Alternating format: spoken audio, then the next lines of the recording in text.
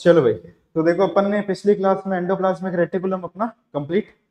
अब अपन बात करते हैं एंडो मेम्ब्रेनस सिस्टम के दूसरे ऑर्गेनल पे, जिसको अपन क्या बोलते हैं, गोल्जी बॉडी। तो आज अपन बात करेंगे गोल्जी बॉडी पे, और साथ ही साथ में अपन बात करेंगे इसके अंदर लाइजोसोम्स पे। और लाइजोसोम के बाद में लास्ट जो ऑर्गेनल होगा उसको अपन क्या बोलेंगे, वैक्यूम। तो ये अपने को इनमें एंडो मेम्ब्रेनस में अपन ने एक चीज पढ़ ली थी, जो एंडोप्लाज्मिक रेटिकुलम। अब अपना बचा है गोल्जी बॉडी, लाइजोसोम और वैक्यूम। चलो, अब अपन बात करते हैं गोल्जी बॉडी पे।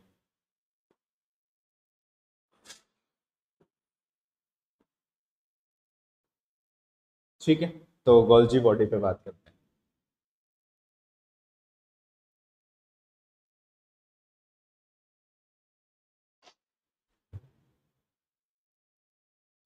देखो भाई, अब गोल्जी बॉडी के लिए जब अपन बात करते हैं तो गोल्जी बॉडी को सबसे पहले ऑब्जर्व करने वाले जो साइंटिस्ट है, ठीक है, ऑब्जर्व बाय एक साइंटिस्ट है जिनका नाम है Camillo Golgi. Observe by Camillo Golgi. तो देखो, ये जो कैमेलियो गोल्जी जो थे, इन्होंने क्या करा था, जो आउल जो होता है, आउल की जो नर्व सेल थी उसके अंदर इन्होंने क्या करा, स्टेनिंग करी। अब स्टेनिंग वैसे तो पूछी नहीं जाती, एक स्टेन होता है जिसको अपन बोलते हैं ऑस्मियम टेट्राक्लोराइड, जिसको अपन बोलते हैं, वैसे याद रखने की जरूरत नहीं है। तो उसको स्टेन करा। तो जब इन्होंने स्टेन करा तो स्टेन करने के बाद में इन्होंने देखा न्यूक्लियस के पास में, हालांकि न्यूक्लियस के पास में नहीं, न्यूक्लियस से थोड़ा सा दूर है, न्यूक्लियस के पास में एक स्टेन बॉडी दिखाई देती है, जिसको उन्होंने क्या नाम दे दिया, अपने नाम पे ही उन्होंने नाम दे दिया गोल्जी कॉम्प्लेक्स या फिर गोल्जी बॉडी। तो कैमेलियो गोल्जी ने क्या करा था कि ये चीज ध्यान रखना, इन्होंने स्टेन करी थी, stain nerve cell of owl. ठीक है, नर्व सेल ऑफ आउल के अंदर सबसे पहले गोल्जी को खोजा गया था। अब गोल्जी के लिए कुछ टर्म दी जाती है, अगर अपन गोल्जी की अगर अपन बात करें तो हम इसको गोल्जी को गोल्जी एपरेटस भी बोलते हैं। ठीक है, एपरेटस क्यों बोलते हैं, उसका रीजन ये रहता है कि इसके अंदर अपन ये बात करते हैं, सिस्टर्ने होते हैं, ट्यूब्यूल्स होते हैं और वेसिकल्स होते हैं, तीन अलग अलग कंपोनेंट्स होते हैं। अब अगर इसकी अगर अपन बात करें तो इसको अपन क्या जानते हैं, एक गोल्जी कॉम्प्लेक्स के नाम से भी जानते हैं, गोल्जी कॉम्प्लेक्स भी बोलते हैं इसको अपन। तो गोल्जी एपरेटस बोलो, गोल्जी कॉम्प्लेक्स बोलो। और इसी के साथ साथ में जो गोल्जी जो होता है, ठीक है ना, गोल्जी की अगर अपन बात करते हैं तो पहला हमने क्या बोला, इसको गोल्जी एपरेटस बोलते हैं, दूसरा हम क्या बोलते हैं, गोल्जी कॉम्प्लेक्स बोलते हैं। इसको एक और नाम से जानते हैं, प्लांट के अंदर इसको अपन बोलते हैं डिक्टियोस्टोम्स बोलते हैं, याद रखना। ठीक है, प्लांट के अंदर इसको क्या बोलते हैं अपन, डिक्टियोसोम्स बोलते हैं। तीसरा, इसको एक और नाम से भी जानते हैं, इसको अपन बोलते हैं जोन ऑफ एक्सक्लूजन बोलते हैं। अब जोन ऑफ एक्सक्लूजन का मतलब होता क्या चीज है उसको समझो।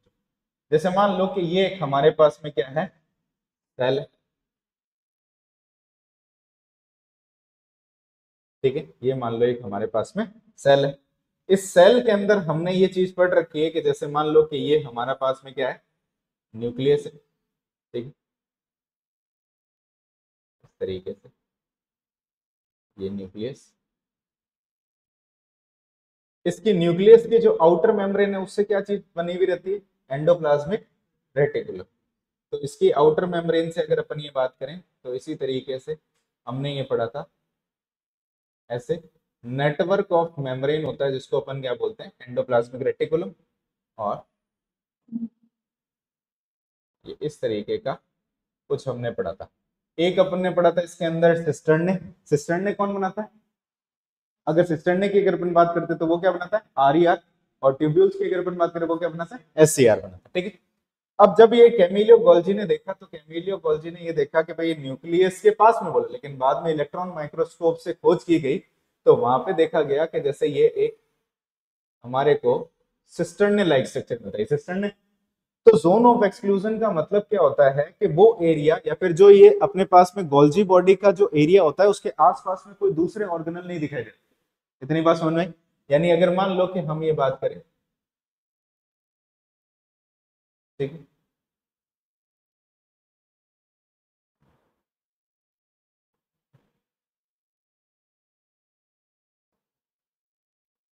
ठीक है, ये जो एरिया होता है, ये जो एरिया है, ठीक है, यानी इसके आसपास में कोई भी चीज हमारे को दिखाई नहीं देगी। क्यों नहीं दिखाई देती? अगर अपन ये बात करते हैं तो हमारे जो एंडोप्लाज्मिक जो रेटिकुलम है, एंडोप्लाज्मिक रेटिकुलम का काम क्या होता है? लिपिड बनाना और प्रोटीन बनाना। अगर इसके बीच में अगर मान लो गलती से माइटोकॉन्ड्रिया आ गया तो वो ट्रांसपोर्ट के अंदर क्या हो जाता है? दिक्कत। तो ट्रांसपोर्ट के अंदर दिक्कत ना हो तो इसके आसपास का एरिया के अंदर कोई भी ऑर्गेनल हमारे को दिखाई नहीं देते। इतनी बात समझ में आ गई? ट्रांसपोर्ट के एरिया के अंदर कोई भी ऑर्गेनल हमारे को दिखाई नहीं देते। तो ये जो एरिया होता है इसके आसपास वाला, इसको अपन क्या बोलते हैं? जोन ऑफ एक्सक्लूजन बोलते हैं। इतनी बात समझ में आ गई? तो जोन ऑफ एक्सक्लूजन का सिंपल सा मतलब ये रहता है इसके सराउंडिंग एरिया में कोई भी ऑर्गेनल जो होता है या दूसरा कोई ऑर्गेनल होता है पाया नहीं जाता।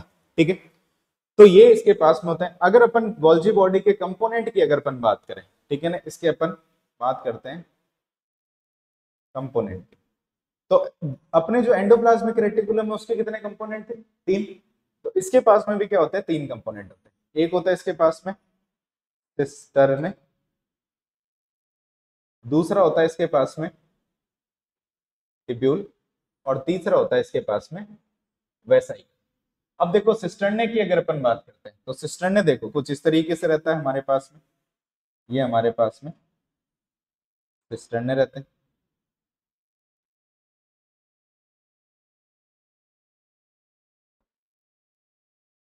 ठीक है, नॉर्मली कितने सिस्टर्ने दिखाई दे रहे हैं अपने को? 3, लेकिन इसका एक्चुअल नंबर कितना होता है? 4 से 8। तो सिस्टर्ने की अगर अपन ये बात करें तो सिस्टर्ने जो होता है इसका मैक्सिमम पार्ट होता है। ठीक है ना, मैक्सिमम पार्ट जो होता है गोल्जी बॉडी का सिस्टर्ने होता है। अगर इसके अपन ये चीज जो ये एक स्ट्रक्चर जो है, यानी ये जो एक स्ट्रक्चर जो बन रखा है यहाँ पे, इसको अपन क्या बोलते हैं? ये जो पार्ट है इसको अपन बोलते हैं सिस्टर्ने। ठीक है, इतनी बात समझ में कि सिस्टर्ने क्या चीज होता है। अब इसके डायामीटर की जब अपन बात करते हैं, डायामीटर का मतलब ये होता है कि जो हमारे पास में सिस्टर्ने का जो डायामीटर होता है 0.5 से लेकर के 1 माइक्रोमीटर के आसपास में होता है। Very very important. तो सिस्टर्ने का जो डायामीटर जो होता है ये याद रखना,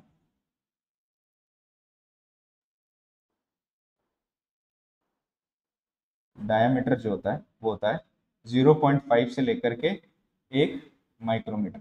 ये आपका P Y Q B, P Y Q समझ गए? प्रीवियस ईयर क्वेश्चन में भी पूछ रखा है कि सिस्टर्ने का डायमीटर कितना होता है? कितना होता है? 0.5 से लेकर के 1। अगर इसके नंबर की अगर अपन बात करें तो इसका नंबर क्या होता है? वेरिएबल होता है। वेरिएबल का मतलब समझते हो क्या होता है? वेरिएबल का मतलब चेंज होता रहता है, किसी सेल में कितना किसी, लेकिन इसका एक्चुअल नंबर कितना होता है? 4 से लेकर के 8। तो ये इसका जो नंबर पाया जाता है हमारे पास में 4 से लेकर के 8 के आसपास में पाया जाता है। अब इसकी फेसेस की अगर अपन बात करते हैं तो फेसेस कितनी होती है इसके अंदर जो अपने पास में होती है? 2। ये कौन सी फेस है? Cis face. इस सिस फेस को एक और नाम से जानते हैं, फॉर्मिंग फेस और कॉन्वेक्स फेस बोलते हैं। कॉन्वेक्स क्यों बोला? क्योंकि ये न्यूक्लियस के जिस तरफ पे तो ये ऐसा स्ट्रक्चर बनता है उसको अपन कॉन्वेक्स। ये जो फेस है इसको अपन क्या बोलेंगे अगर इसकी अपन बात? ट्रांसफेस। ये जो है ट्रांसफेस बोलते हैं इसको अपन। ट्रांसफेस के साथ साथ में इसको क्या बोलते हैं? मैच्योरिंग फेस बोलते हैं, और कॉनकेव फेस बोलते हैं। अब ये मेरे को एक चीज बताओ कि ये सिस फेज और जो ये अपने पास में ट्रांस फेज जो होती है एक दूसरे के अलग अलग होती है, सेम होती है? सिस फेज और ट्रांस फेज जो होती है ये एक दूसरे से अलग होती है, फिर एक दूसरे से बिल्कुल सेम होती है? देखने से तो अपन को अगर अपन ये बात करें ये भी सिस्टर नहीं, ये भी सिस्टर नहीं।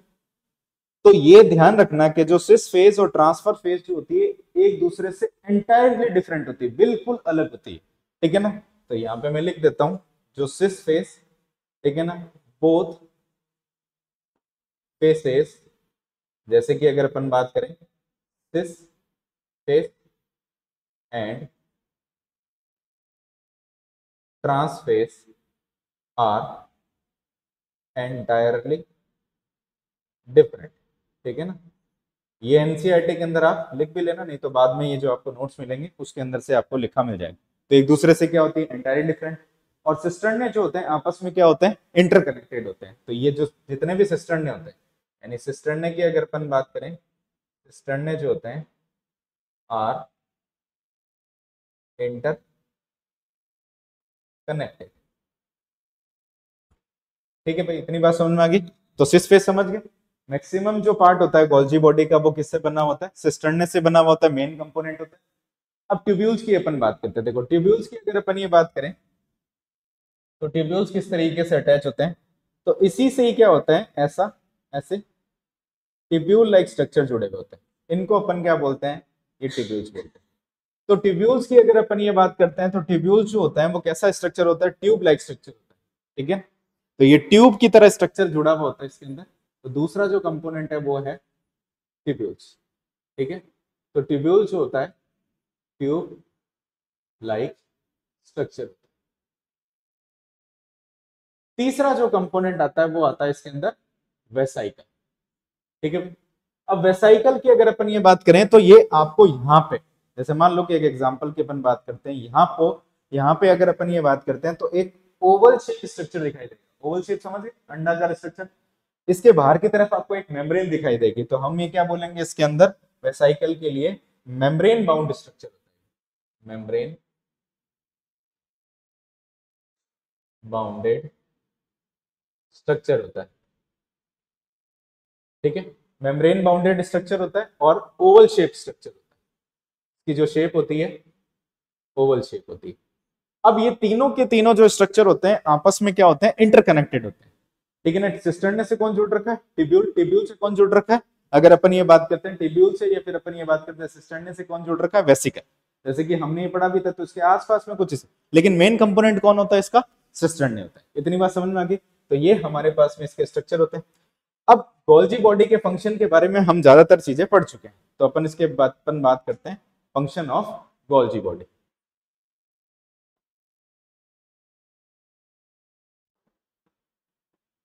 Function of Golgi body. चलो भाई, अब थोड़े बहुत फंक्शन अपन ने लगभग इसके फंक्शन पढ़ लिए थे, तो आप बताते जाओ कौन कौन सा फंक्शन होता है। सबसे पहला फंक्शन की अगर अपन ये बात करें, अपन ने ये पढ़ा था पैकेजिंग ऑफ मटेरियल, ग्लाइकोसाइलेशन पढ़ा था। ठीक है ना, डायरेक्शन पढ़ा था, पैकेजिंग का काम पढ़ा था अपन ने, लाइसोसोम का फॉर्मेशन पढ़ा था। तो एक एक चीज को अपन देख भी लेते हैं। जैसे सबसे पहला फंक्शन की अगर अपन बात करते हैं तो ग्लाइकोसाइलेशन। ग्लाइकोसाइलेशन का मतलब क्या होता है? ग्लाइकोप्रोटीन और ग्लाइकोलिपिड का बनना। ठीक है ना, तो glyco protein and glycolipid formation. ठीक है भाई, ग्लाइकोलिपिड और ग्लाइको प्रोटीन का बनना। दूसरा जो फंक्शन होता है वो होता है पैकेजिंग ऑफ मटेरियल।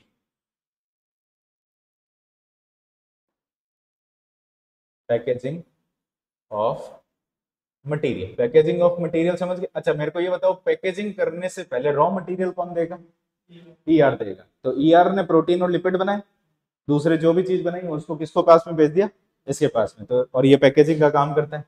दूसरा, इसको अपन ने एक और नाम से भी जानते हैं, इसको अपन क्या बोलते हैं? मिडल मैन ऑफ सेल भी। तो इसको अपन मिडल मैन, मीडिएटर, ठीक है ना, इसको मीडिएटर भी बोलते हैं। और अगर अपन ये बात करते हैं कि इसको अपन ने मैक्रोमोलिकुलर ट्रैफिकिंग इन सेल भी अपन ने बोला था, ब्रोकर ऑफ सेल भी बोला था। तो बहुत सारे इसके नाम है। मीडिएटर ऑफ सेल का मतलब समझ गए, ईआर से रिसीव करता है, गोल्जी बॉडीज को आगे क्या करता है? ट्रांसफर करता है। दूसरी चीज अगर अपन बात करते हैं सिक्रीशन। ठीक है, सिक्रीशन। सिक्रीशन का मतलब क्या होता है? जो भी इसने मटेरियल, यूजफुल मटेरियल बनाया उसको क्या करेगा? बाहर भेजेगा। अब सिक्रीशन जो होता है दो तरीके से होता है, सेल के बाहर भी होता है और सेल के अंदर भी होता है। तो सेल के जो बाहर हो रहा है उसको अपन क्या बोलेंगे? Extra cellular. और सेल के अंदर हो रहा है उसको अपन क्या बोलेंगे? इंट्रा सेलुलर बोलेंगे। ठीक है भाई, इतनी बात समझ में आ गई, एक्स्ट्रा सेलुलर और इंट्रा सेलुलर। अब ये सिक्रीशन जो हो रहा है इसको डायरेक्शन कौन देगा? Golgi body. तो इसका काम क्या होता है? डायरेक्शन देने का भी काम होता है। तो ये क्या करता है? Give direction. इतनी बात समझ में आ गई। तो डायरेक्शन देने का भी काम करता है। और डायरेक्शन देने का काम का मतलब ये होता है कि वो मटेरियल सेल के अंदर रहेगा या सेल के बाहर जाएगा, वो कौन डिसाइड करेगा? गोल्जी कॉम्प्लेक्स डिसाइड करेगा। और कुल मिलाकर करके रिक्वायरमेंट के हिसाब से भी, अगर सेल के अंदर जरूरत है तो सेल के अंदर भेजेगा, बाहर जरूरत है तो बाहर। नेक्स्ट इसका फंक्शन आता है लाइसोसोम फॉर्मेशन।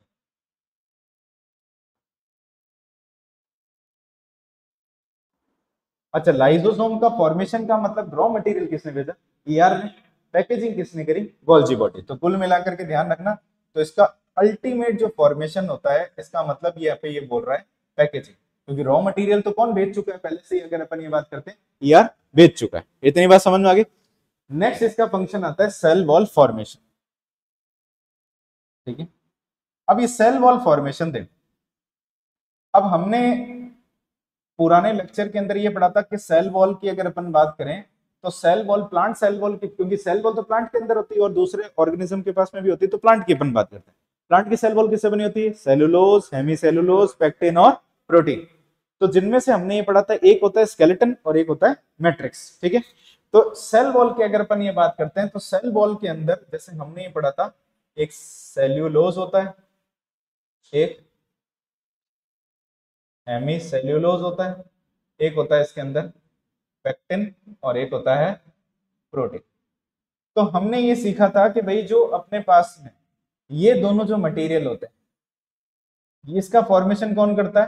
Golgi body. और प्लांट के अंदर अगर गोल्जी बॉडी की अगर अपन बात करते हैं तो उसको अपन क्या बोलते हैं?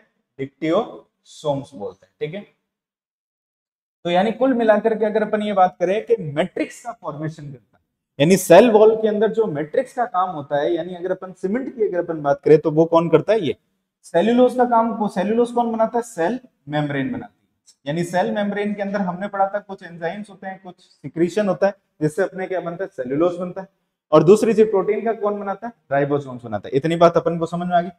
नेक्स्ट इसका जो फंक्शन आता है, ठीक है, इसको अपन यहां लिख लेते हैं। दूसरा जो फंक्शन होता है, तो यहाँ पे इसका एक और काम होता है, इसका काम होता है सेल प्लेट फॉर्मेशन। अभी सेल प्लेट फॉर्मेशन क्या चीज होता है? सेल प्लेट फॉर्मेशन का मतलब ये होता है कि जब अपने क्या होता है, प्लांट सेल डिवाइड होती है, तो प्लांट सेल जब डिवाइड होती है तो उसके बाहर की तरफ एक रिजिड कवरिंग, तो एनिमल सेल की तरह डिवाइड नहीं हो सकती। हमने ये पढ़ा था, एनिमल सेल के पास में क्या है? Cell membrane. तो वो अंदर की तरफ क्या बनाती है? फरो फॉर्मेशन बनाती है। तो फरो बनने से क्या होता है? दोनों की प्लाज्मा मेम्ब्रेन चिपकती है और दो सेल में डिवाइड। तो इसके अंदर फरो तो नहीं बन सकता, इसके अंदर क्या बनती है? बीच में एक पट्टी बनती है, जिसको अपन क्या बोलते हैं? Cell plate. कैसे बनती है? जैसे मान लो कि ये हमारे पास में एक, जो ऐसे मान लो कि ये एक हमारे पास में ये प्लांट सेल है। ठीक है, इस प्लांट सेल के अंदर की तरफ अगर अपन ये बात करें, ये जो है इसकी सेल मेम्ब्रेन है। इसके सेल मेम्ब्रेन के बीच में क्या होता है कि ये गोल्जी कॉम्प्लेक्स जो होता है ऐसे अरेंज हो जाता है। ठीक है, ये गोल्जी कॉम्प्लेक्स ऐसे अरेंज हो जाता है। तो जब ये गोल्जी कॉम्प्लेक्स अरेंज हो जाते हैं, ठीक है, गोल्जी बॉडी मान लो ये अरेंज हो गए, इसके बीच बीच में क्या होता है? एंडोप्लाज्मिक रेटिकुलम के फ्रेगमेंट भी आकर के जुड़ जाते हैं। तो ये क्या होते हैं? ऐसे एंडोप्लाज्मिक रेटिकुलम के फ्रेगमेंट। ठीक है,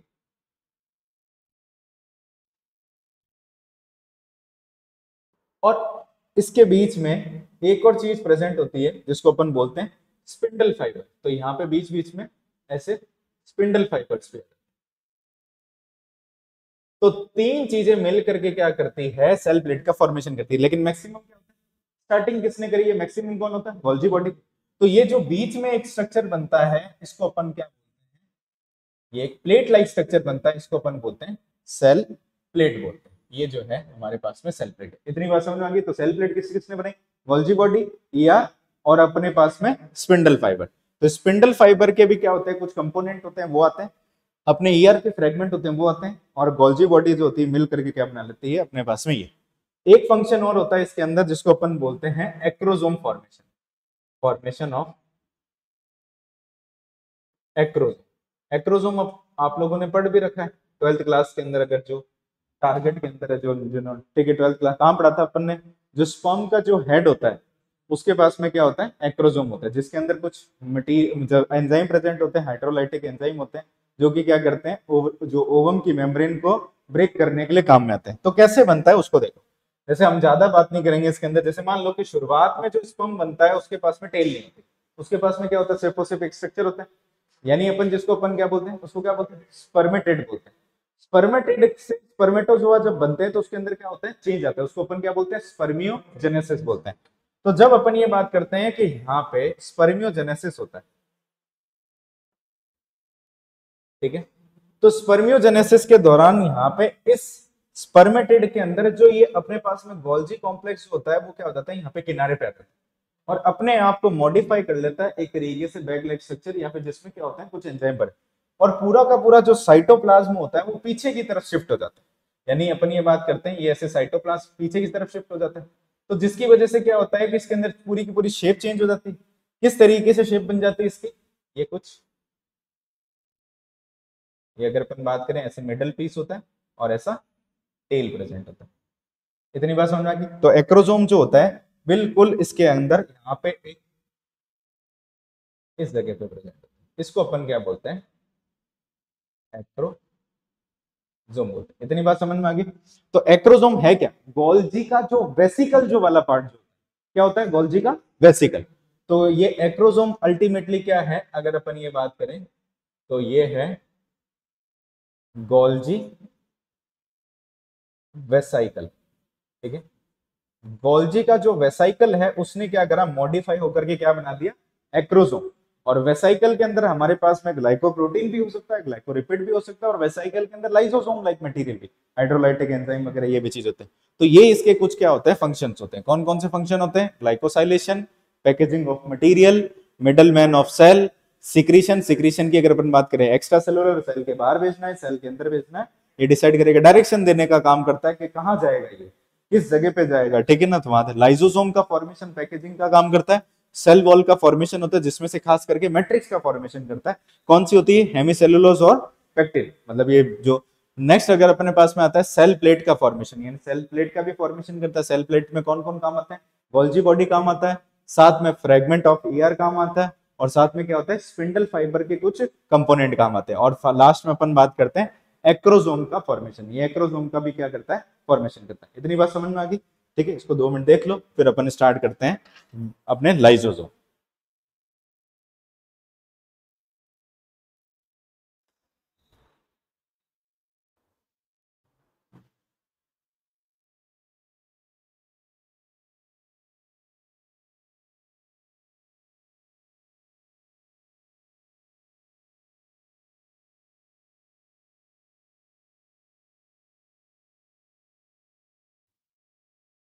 चले आगे, आगे समझ में। तो ये सारे फंक्शन ध्यान रखना, ये अपने को काम में आते हैं। अब नेक्स्ट जो आता है अपने पास में ऑर्गेनल, वो है लाइसोसोम्स। चलो अब लाइसोसोम की अपन बात करते हैं। देखो एनसीईआरटी के हिसाब से तो लाइसोसोम कुछ 5-6 लाइनों का दे रखा है सिर्फ और सिर्फ, ठीक है ना, 2 पैराग्राफ, इतना सा छोटा सा एक पैराग्राफ दे रखा है। लेकिन इसमें सवाल क्या होते हैं से, जब आपके ओवरऑल जब नीट में पेपर आता है तो इतने वाले पार्ट को तो कंसीडर किया जाता है, लेकिन इसका एप्लीकेशन भी कहीं कहीं देख लेते हैं। जैसे सिंपल से एग्जांपल की बात करते हैं, डब्ल्यूबीसी का काम क्या होता है अपने पास में, फैगोसाइटोसिस, यानी वो क्या करता है, किसी भी एलर्जी कोई भी बाहर से अगर पैथोजन आता है उसको मारने का काम करता है। और फैगोसाइटोसिस का मतलब क्या होता है, सेल को मतलब मार करके खाना। तो अब खाएगा कैसे, उसके अंदर कुछ ना कुछ तो ऐसा होना चाहिए। दूसरी चीज ये लाइसोसोम किस में प्रेजेंट होता है, किस में प्रेजेंट नहीं होता, तो उसकी अपन कुछ बेसिक चीज से बात करते हैं। सबसे पहले अगर अपन ये बात करते हैं लाइसोसोम का, तो ये एक तरीके का क्या है, मेम्ब्रेन बाउंडेड स्ट्रक्चर, ठीक है। क्या ये एक तरीके का मेम्ब्रेन बाउंडेड स्ट्रक्चर है। मेम्ब्रेन बाउंडेड स्ट्रक्चर की अगर अपन ये बात करते हैं, इसकी मेम्ब्रेन किसने बनाई होगी, एंडोप्लाज्मिक रेटिकुलम ने बनाई होगी। यानी अगर अपन ये बात करते हैं तो वेसाइकल की फॉर्म में बना होगा। यानी कुल मिलाकर के इसके अंदर इसको बनाने वाला जो है वो कौन है, गोल्जी बॉडी और ईआर। लेकिन मेनली कौन है, गोल्जी बॉडी। खाली अकेला ईआर नहीं बना सकता, उसको इन मटेरियल को पैक करने के लिए किसके पास में भेजना पड़ेगा, अपने पास में इसके गोल्जी बॉडी के पास में भेजना पड़ेगा। अगर अपन ये बात करते हैं तो मेम्ब्रेन बाउंडेड स्ट्रक्चर है, तो ये जो होता है अगर अपन ये बात करें यू कैरियोट के पास में तो क्या होता है, प्रेजेंट, ठीक है। और प्रोकैरियोट के पास में क्या होता है, एब्सेंट, ठीक है। तो प्रोकैरियोट में जैसे हमने पढ़ा था जो प्रिमिटिव टाइप की सेल उसके पास में लाइसोसोम नहीं होता, ठीक है। तो यूकैरियोट की अगर अपन ये बात करें तो यूकैरियोट में 2 एग्जांपल लेते हैं। जैसे मान लो कि हमारे पास में यूकैरियोटिक सेल में अपने पास में है आरबीसी और एक है डब्ल्यूबीसी। तो इन दोनों में से बताओ किसके पास में लाइसोसोम प्रेजेंट होता है, किसके पास में लाइसोसोम एब्सेंट होता है? प्रेजेंट आरबीसी के पास में, एब्सेंट। हमने ये पढ़ रखा था कि आरबीसी जो मैच्योर आरबीसी होती है उसके पास में कोई ऑर्गेनल नहीं होता। क्यों जरूरत है, उसको क्या करना है, उसको तो हीमोग्लोबिन को लेके जाना है। तो लाइसोसोम को रख करके करेगा क्या, उसको अगर मरना ही होगा या फिर उसको अगर नष्ट करना ही होगा तो वो कहां जाकर के नष्ट हो जाएगा, स्प्लीन के अंदर जाकर के नष्ट हो जाएगा, ठीक है ना, उसका ग्रेवयार्ड होता है। तो आरबीसी के अंदर तो क्या होता है, एब्सेंट, ठीक है, लाइसोसोम, और ठीक है यहाँ पे तो होता है एब्सेंट और यहाँ क्या होता है, प्रेजेंट, ठीक है। अब डब्ल्यूबीसी के अंदर राइबोसोम को लाइसोसोम की जरूरत क्या पड़ी, क्योंकि डब्ल्यूबीसी का मेन काम क्या है, फैगोसाइटोसिस।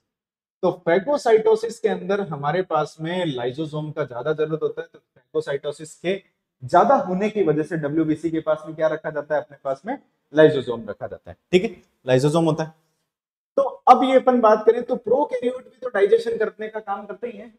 तो प्रोकैरियोट में कैसे होता है, तो प्रोकैरियोट को आपको समझाने के लिए जैसे मान लो कि हमने क्या करा, ये एक प्रोकैरियोटिक सेल है। अच्छा, प्रोकैरियोट के पास में सेल वॉल होता है क्या, ठीक है ना, होता है सेल वॉल। तो माइकोप्लाज्मा को छोड़ दो, माइकोप्लाज्मा को छोड़ दो तो अपने पास में जो बैक्टीरिया है उसके पास में तो सेल वॉल है। तो ये सबसे बाहर वाला जो स्ट्रक्चर है वो क्या है, सेल वॉल। और इसके अंदर के ये जो स्ट्रक्चर है इसके अंदर क्या आएगा अपने पास में, सेल का मेम्ब्रेन। ये जो है ये है सेल मेम्ब्रेन, ये है सेल मेम्ब्रेन, ठीक है। अब देखो यहां पे क्या होता है कि ये जो सेल वॉल और सेल मेम्ब्रेन के बीच का जो स्पेस होता है, ये तो ज्यादा ही हो गया स्पेस,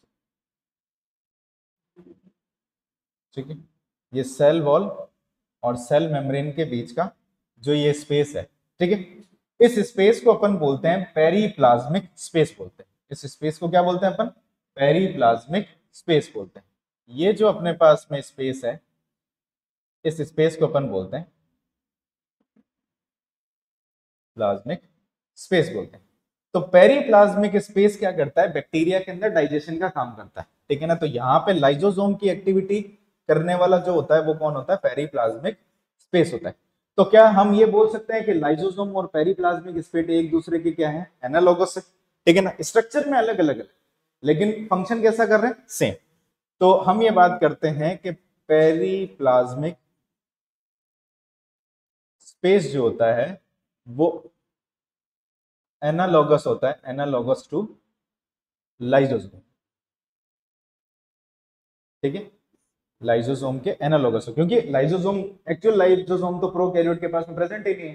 तो ये लाइसोसोम किसकी बात कर रहा है, यूकैरियोट वाले लाइसोसोम की अपन बात कर रहे हैं, ठीक है, इतनी बात समझ में आ गई। तो लाइसोसोम के अगर स्ट्रक्चर की अगर अपन बात करें तो बहुत बेसिक सा स्ट्रक्चर होता है। इसके पास में सिंगल मेम्ब्रेन बाउंडेड ये एक ऑर्गेनल होता है। जैसे मान लो कि ये हमारे पास में एक सेल है, ठीक है,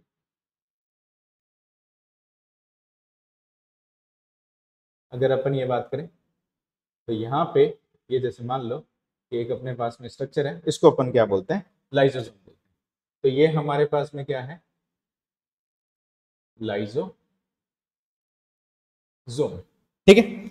अब इस लाइसोसोम को जब अपन ने देखा तो हमने ये पहले भी पढ़ा है, इस लाइसोसोम के अंदर क्या प्रेजेंट होता है, एंजाइम्स। एंजाइम्स किससे बने होते हैं, प्रोटीन से।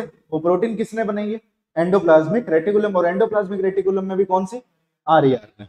तो इसके पास में क्या होता है, ऐसे अगर अपन ये बात करें तो इसके पास में एंजाइम्स प्रेजेंट होते हैं, ई से एंजाइम्स मान लो, ठीक है। तो ये जो एंजाइम्स होते हैं तो हमने ये चेक किया कि ये एंजाइम्स किस तरीके का नेचर शो करते हैं। तो इस एंजाइम के लिए अगर अपन ये बात करते हैं कि हमने देखा इसका जो नेचर होता है वो होता है एसिड हाइड्रोलेस। यानी यहाँ पे जो एंजाइम होते हैं वो क्या होते हैं, एसिड हाइड्रोलेस होते हैं। यानी ये क्या करते हैं, एसिड हाइड्रोलेस का मतलब ये है कि ये लो पीएच पे काम करने वाले एंजाइम होते हैं। लो पीएच का मतलब होता है कि इसकी जो पीएच होती है, यानी ये जो काम करते हैं ये पीएच 5 पे काम करते हैं, ठीक है, ये याद रखना बहुत बहुत इंपॉर्टेंट, ठीक है। तो इसका मेन काम क्या होता है, इस एसिड हाइड्रोलेस का मेन काम होता है डाइजेशन, ठीक है। अब सवाल ये आता है कि डाइजेशन किस तरीके का, हर तरीके का digestion, all type of digestion, type of digestion. जैसे कि अगर अपन ये बात करते हैं ऑल टाइप ऑफ डाइजेशन की, अगर अपन बात करें तो इसके पास में कौन कौन से एंजाइम है उसको अपन एग्जांपल लेके चलते हैं। जैसे आप लोग बताओ मेरे को कि प्रोटीएज नाम का एक एंजाइम है, तो किसका डाइजेशन करेगा? प्रोटीन का। तो ये किसको डाइजेस्ट करेगा? डाइजेस्ट, अगर अपन ये बात करें प्रोटीन। अगर मान लो कि हमारे पास में एक एंजाइम है जिसको अपन बोलते हैं कार्बोहाइड्रेस, तो किसको डाइजेस्ट करेगा? ये कार्बोहाइड्रेट को डाइजेस्ट करेगा। ठीक है। अगर मान लो इसके पास में एक एंजाइम है तो इसके पास में एक और एंजाइम होता है जिसको अपन बोलते हैं लाइपेज, किसका डाइजेशन करता है? लिपिड्स का। ठीक है, डाइजेशन करता है लिपिड का। अगर मान लो इसके पास में एक एंजाइम है जिसको अपन ये बोलते हैं न्यूक्लियस, इसके पास में एक और एंजाइम होता है जिसको अपन बोलते हैं न्यूक्लियस, किसका डाइजेशन करता है? न्यूक्लिक एसिड का। न्यूक्लिक एसिड बोले तो आरएनए और डीएनए, तो ये करता है डाइजेशन न्यूक्लिक एसिड। और न्यूक्लिक एसिड से ध्यान रखना किसकी बात कर रहा है ये? आरएनए की और डीएनए की।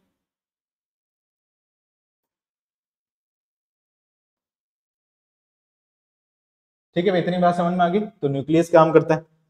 तो जब हम इसका क्या करते हैं, ग्राफ बनाते हैं। ग्राफ का मतलब ये होता है कि जैसे कि हमने क्या करा, यहाँ पे ग्राफ बनाया। वाई एक्सिस जो है, ये जो वाई एक्सिस है, और ये कौन सी होगी? एक्स एक्सिस होगी। तो हमने वाई एक्सिस पे देखा एंजाइमेटिक एक्टिविटी, एंजाइमेटिक एक्टिविटी।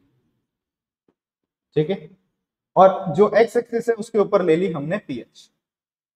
तो ये जो 5 जो पीएच दे रखी है, इसमें ये एंजाइम बहुत अच्छी तरीके से काम करते हैं। तो वो पीएच जिसमें एंजाइम बहुत अच्छी तरीके से काम करे, उस पीएच को क्या बोलते हैं? ऑप्टिमम पीएच बोलते हैं। ठीक है। तो जैसे कि इसके लिए जो अगर अपन ये बात करते हैं, ये जो पीएच इसको अपन बोलेंगे ऑप्टिमम पीएच। ठीक है।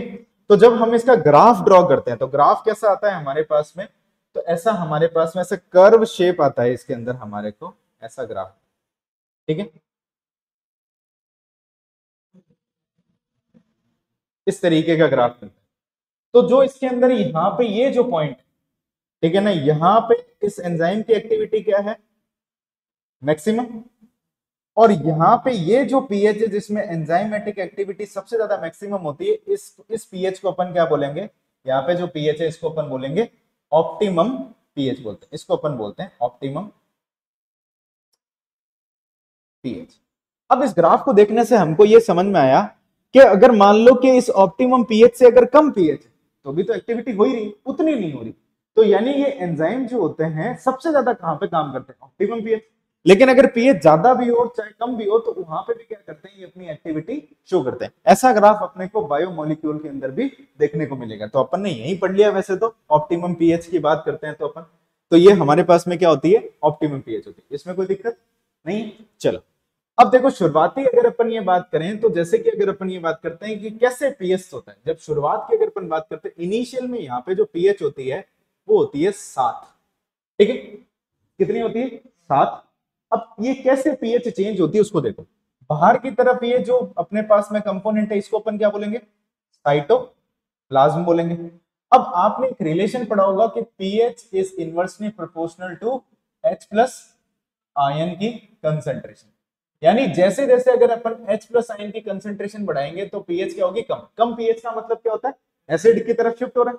तो हम चाहते हैं क्या? ये एसिडिक नेचर शो करे। तो पीएच को कैसे बढ़ाया जाए, मतलब पीएच को कैसे कम किया जाए? देखो इसके पास में क्या होते हैं, एक तरीके के पंप होते हैं। पंप का मतलब समझ ही गए होंगे, एनर्जी को जो यूज करें और उसको यूज करने के बाद में काम करें। तो यहाँ पे देखा गया इसकी सरफेस पे क्या होते हैं? कुछ पंप होते हैं। इनको अपन बोलते हैं हाइड्रोजन पंप बोलते हैं। ठीक है।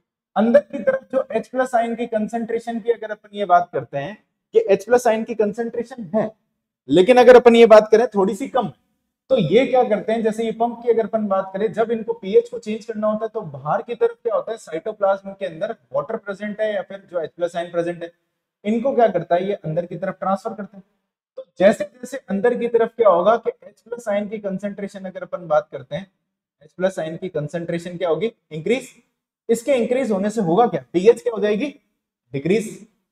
ठीक है, डिक्रीज का मतलब क्या होता है? एसिडिक की तरफ। तो पीएच किसकी तरफ शिफ्ट हो जाएगी? पहले 7 थी और 7 से उसके बाद में कहां पे चली जाएगी? पीएच 5। समझ में आ गया पीएच किस तरीके से चेंज होती है? तो पीएच का जो चेंज होने का जो तरीका होता है वो क्या होता है कि यहाँ पे एक तरीके के क्या होते हैं हमारे पास में हाइड्रोजन पंप होते हैं जो कि एक तरीके का एक्टिव ट्रांसपोर्ट करते हैं। तो ये ध्यान रखना कि ये हाइड्रोजन पंप जो होते हैं ये क्या करते हैं, एक्टिव ट्रांसपोर्ट करते हैं। और एक्टिव ट्रांसपोर्ट करते क्या है, जो इसके पास में H प्लस आयन प्रेजेंट है यहाँ पे, उसको कहां पे भेजा जाता है, अंदर की तरफ भेजा जाता है पीएच को बढ़ाने के लिए। पीएच को बढ़ाने का मतलब होता है H प्लस आयन की कंसेंट्रेशन को बढ़ाने के लिए और पीएच को कम करने के लिए। जैसे ही पीएच जो होती है 5 की तरफ जाती है तो ये एंजाइम क्या हो जाते हैं, एक्टिवेट इन द सेंस का मतलब होता है ऑप्टिमम पीएच मिल जाती है। तो अच्छी तरीके से क्या करेंगे, ये एक दूसरे से काम करेंगे। इतनी बात समझ में आएगी, इसको देख लो, अगर कोई डाउट है तो पूछो।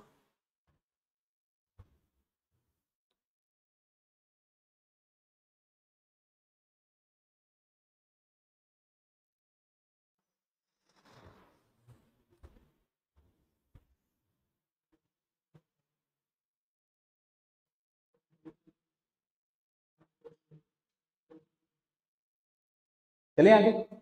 चलो, अब एक सवाल पूछा जाता है कि फंगस जो होता है, आपने देखा होगा कि जब कोई चीज अपन बोलते पत्ते गिर जाते हैं, या कोई मान लो जानवर मर गया, या फिर इंसान को अपन दफनाते भी और जलाते भी, ठीक ना, जिसमें मान लो दफना रहे, ज्यादातर हम क्या बोलते हैं, जानवरों को हम जलाते तो है नहीं। अगर मान लो कि आपके घर में कोई पेट है, तो अगर मान लो उसकी अनफॉर्चुनेट तरीके से या फिर किसी भी कारण से नेचुरल डेथ हो जाती है, तो हम क्या करते हैं, गड्ढा खोद करके उसको दफना देते हैं।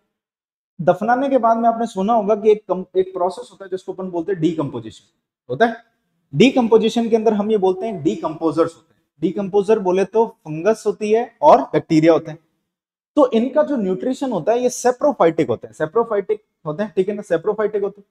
यानी ये फंगस जो होते हैं ये क्या करते हैं, अपने बॉडी के बाहर की तरफ डाइजेशन करते हैं, फिर क्या करते हैं, एब्जॉर्ब करते हैं। इतनी बात सुन रखी। तो अगर अपन ये बात करें कि जो अपने सबसे ज्यादा लाइसोसोम का मैक्सिमम अमाउंट जो होता है वो फंगस के पास में प्रेजेंट होता है। तो ये चीज ध्यान रखना कि मैक्सिमम जो अमाउंट होता है, यानी मैक्सिमम नंबर जो होता है वो किसके पास में प्रेजेंट होता है, फंगस के पास में। हम सीखेंगे भी सही कि भाई फंगस के अंदर किस तरीके से डाइजेशन होता है, उसकी अपन ने बात करी। चलिए आगे भी, नेक्स्ट टारगेट आगे भी। चलो, अब अपन बात करते हैं, इसके अंदर दो चीजें हैं, तो इसको देखो।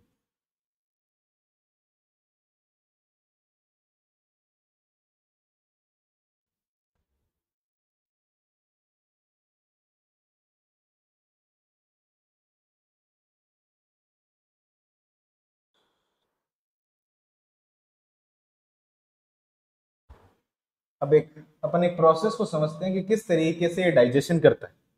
खास करके अगर अपन ये बात करें, जो अपने पास में लाइसोसोम होते हैं तो वो अपने पास में टाइप की अपन बात करते हैं, दो टाइप के होते हैं खास करके। तो हेडिंग लगा लेना इसके अंदर, टाइप ऑफ लाइसोसोम, ठीक है। अब देखो किस तरीके से काम करता है ये लाइसोसोम के अंदर। लाइसोसोम बनेगा कहां पर, गोल्जी बॉडी के पास में। ये मान लो कि हमारे पास में गोल्जी बॉडी का सिस्टम है,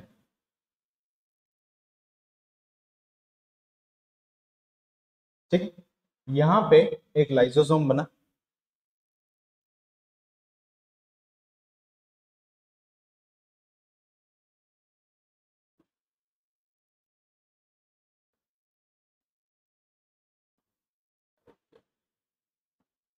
ठीक है। ये जो लाइसोसोम बनता है इसको अपन बोलते हैं, सबसे पहली बार बना है तो इसको अपन क्या बोलेंगे, प्राइमरी। और स्ट्रक्चर क्या है, लाइसोसोम, तो इसको अपन बोलते हैं प्राइमरी लाइसोसोम। इतनी बात समझ में आ गई।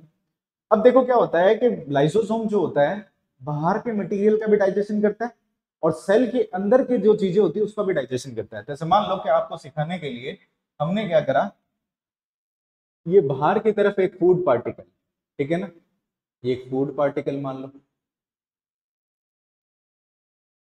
अब ये फूड पार्टिकल का इस सेल के अंदर जाना, उसको अपन उस प्रोसेस को क्या बोलेंगे, फैगोसाइटोसिस। तो ये फूड पार्टिकल क्या करेगा, और हमने ये चीज पढ़ रखी है, फैगोसाइटोसिस होगा यहाँ पे। तो जब ये फैगोसाइटोसिस होगा सबसे पहले क्या करेगा, इस मेम्ब्रेन को अंदर की तरफ धक्का देगा, डिप्रेशन क्रिएट होगा और उसके बाहर की तरफ क्या बन जाएगी, एक वेसाइकल, एक मेम्ब्रेन बन जाएगी। तो ये हमारे पास में क्या बन जाती है कि अंदर की तरफ एक मेम्ब्रेन बन जाती है यहाँ पे, जिसके अंदर की तरफ क्या प्रेजेंट है हमारे पास में, ये फूड पार्टिकल। ठीक है, अब इस तरीके के लाइसोसोम को हम बोलते हैं, ये जो लाइसोसोम बना है इसको अपन बोलते हैं फेगोलाइसोसोम या फेगोसोम बोलते हैं, सॉरी फेगोलाइसोसोम नहीं बोलते इसको, अपन फेगोसोम। फेगोसोम का मतलब क्या होता है, जिसके अंदर ऐसा वेसिकल जिसके अंदर क्या प्रेजेंट हो अपने पास में, फूड पार्टिकल प्रेजेंट हो। अब देखो होता यह है कि ये जो अपने पास में लाइसोसोम है, इसके अंदर के अपन ये बात करें, इसके पास में क्या प्रेजेंट होंगे हमारे पास में, एंजाइम्स। यहाँ पे क्या प्रेजेंट है, एंजाइम्स। अच्छा मेरे को अभी ये बताओ कि इन ये एंजाइम जो है शुरुआती स्टेज में एक्टिव है या इनएक्टिव? इनएक्टिव है। क्यों? क्योंकि अभी अपन ने पीएच को कम ही नहीं करा, क्योंकि इसको जरूरत भी नहीं है। तो ये जो एंजाइम होते हैं इनिशियली अगर अपन ये बात करें,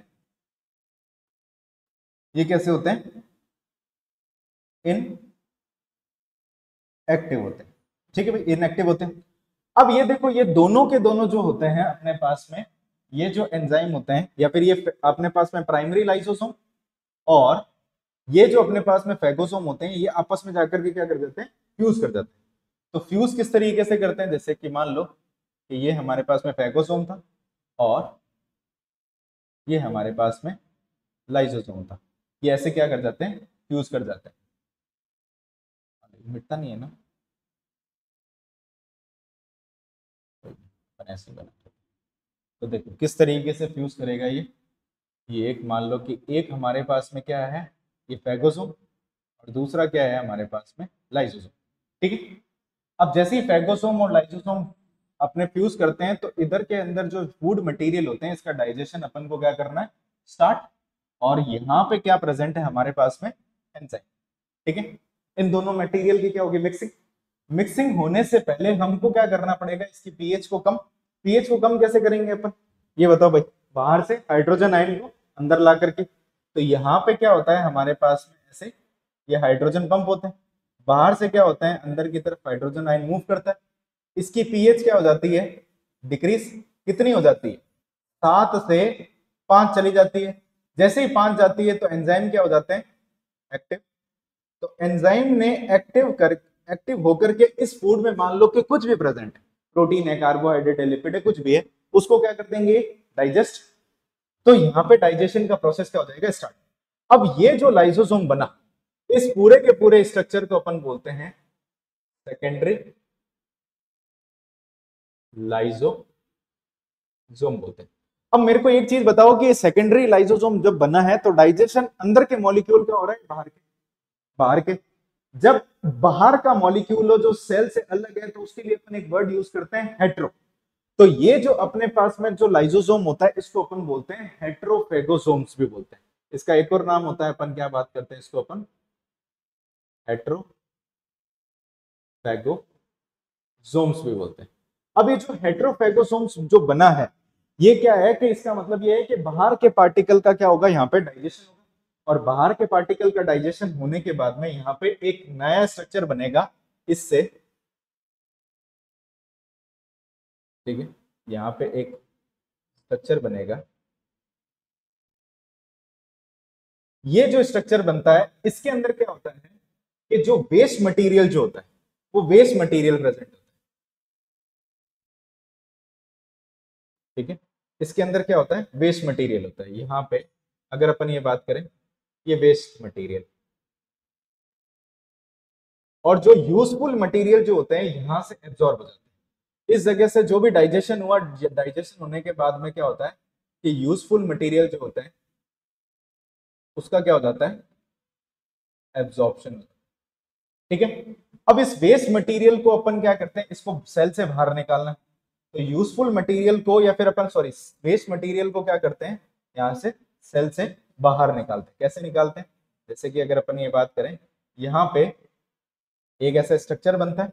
इस स्ट्रक्चर से जितना भी ये जो अपन ये बात कर रहे हैं कि यहाँ पे वेस्ट मटेरियल है, सारा का सारा कहाँ पे चला जाएगा, बाहर की तरफ। इस प्रोसेस को क्या बोलेंगे, एक्सोसाइटोसिस।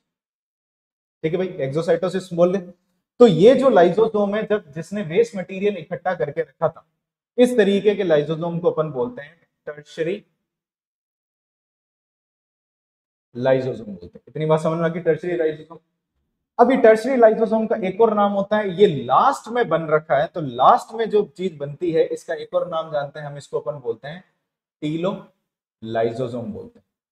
ठीक है, टीलो का मतलब होता है आखिरी वाली, और इसका एक और नाम होता है, इस ये वेस्ट मटेरियल को कैरी करता है, इस कारण से इसको अपन क्या बोलते हैं, एक और नाम से जानते हैं, इसको अपन बोलते हैं रेजिडुअल